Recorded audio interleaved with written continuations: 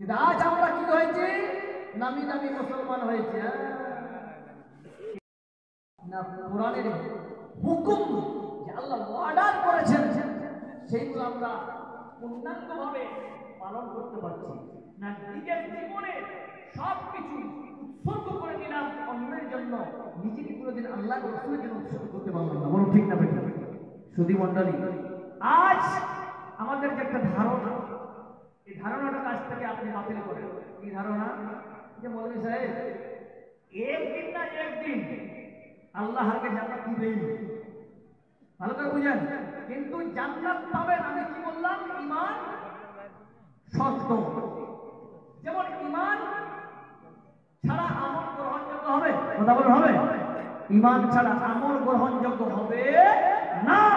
অনুরূপ ঈমানটাকে টিকিয়ে রাখার জন্য আমল ছাড়াও ঈমান টিকবে না। বলুন ঠিক না বেটা?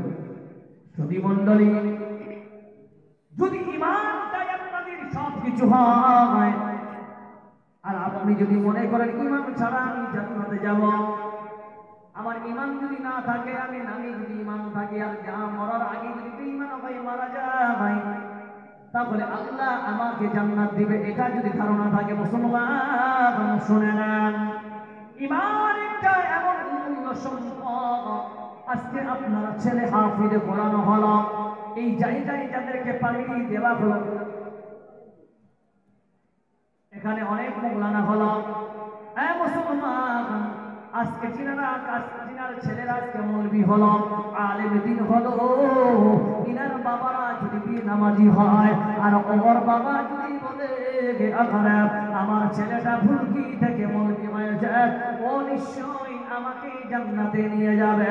মৌলবি শোনে না, তোমার আমল যদি ভালো হয় তোমার ঠিকানা জান্নাতে আছে। মৌলবি রে, তোমার আমল যদি খারাপ হয় ও বান্দা, তোমার ঠিকানা আল্লাহ জাহান্নামে দেবে। কারণ কোরআন বলতেছে আমিনাতুন নাসিবা তাসলা নারান হামিয়া। বান্দারে, আমল করে তোমার শেষ করে দিয়েছে জিন্দেগি, কিন্তু তুমি আমল করার পর আল্লাহ তোমাকে জাহান্নামে দেবে। বুখারী শরীফের হাদিস নম্বর 4306 عن ابي هريره رضي الله تعالى عنه قال قال رسول الله صلى الله عليه وسلم يلقى ابراهيم واباه آجر يوم القيامه। আল্লাহর নবী বলতেছে কাল কিয়ামতের দিন ইয়ালকা মানে সাক্ষাৎ করাবে ইলকা ইব্রাহিম আলাইহিস সালাতু ওয়াস সালাম, তার বাবার সঙ্গে আল্লাহ সাক্ষাৎ করাবে। কি অবস্থা? ইব্রাহিমের পিতা আদম, তার বাম হাতে আমলনামা থাকবে। মুসলমান জামাত, কিয়ামতের মাঠে যার বাম হাতে আমলনামা থাকবে, ওই বান্দার ঠিকানা জান্নাত না জাহান্নাম? জোরে বলে। ইব্রাহিম আলাইহিস সালাতু ওয়াস সালামের পিতা, তার বাবার বাম হাতে আমলনামা। আহারে বেটা ইব্রাহিম দূরে দাঁড়িয়ে থাকবে, ওই সময়টা ইব্রাহিম আলাইহিস সালাম তারা সাক্ষাৎ করবে।